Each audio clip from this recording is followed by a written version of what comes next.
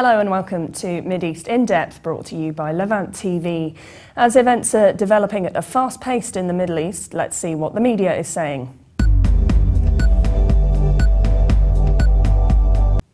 Starting in Beirut, where Al-Akhbar's editor-in-chief Ibrahim Al-Amin writes on confronting the Islamic State, which he refers to as the monster. Al-Amin argues, whether voluntarily or by force, there has been a return to the monster known as fanaticism, to the death of reason, and death has become a spectacle.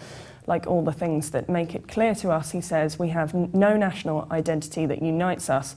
We react with excessive individualism towards the monster. Many behave as though the confrontation does not concern them, waiting for the fire to reach their homes before sensing the danger. Al-Amin adds the prerequisites of the Lebanese lie are a ready-to-use toolbox consisting of slogans, speeches and hollow songs. He reminds us it is not the first time that our countries and cities are decimated and entire groups of people exterminated en masse in the name of God either. Those who did that before were not of a different race, nationality, religion or ideology. Al-Amin looks back at the recent past, to 100 years back, when the Ottomans decided to unleash a bloodbath in their colonies before they were forced out.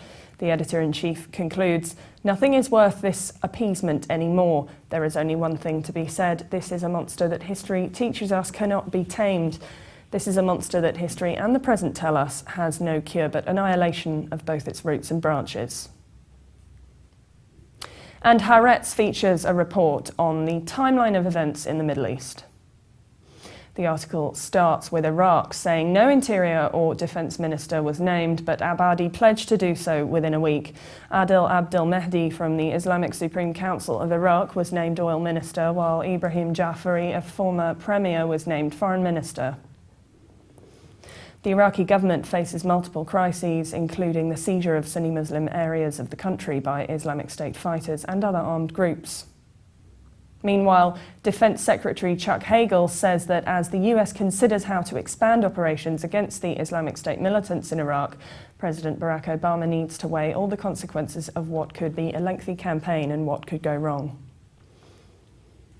Speaking to reporters in Turkey, Hagel says the advice he gives the president has to include not just the start of any operation but how it will end, but he says that's not an argument for inaction. He says in talks with Congress about Obama's remarks scheduled for Wednesday, there has been broad agreement that the Islamic State militants must be destroyed. But meanwhile, President Obama is scheduled to address the US public on Wednesday to rally support for his plans to expand military action against Sunni militants in the Middle East. Well, that was it for today, and for more updates, please visit levant.tv. And subscribe to MidEast In-Depth on iTunes. Thanks for watching. Bye for now.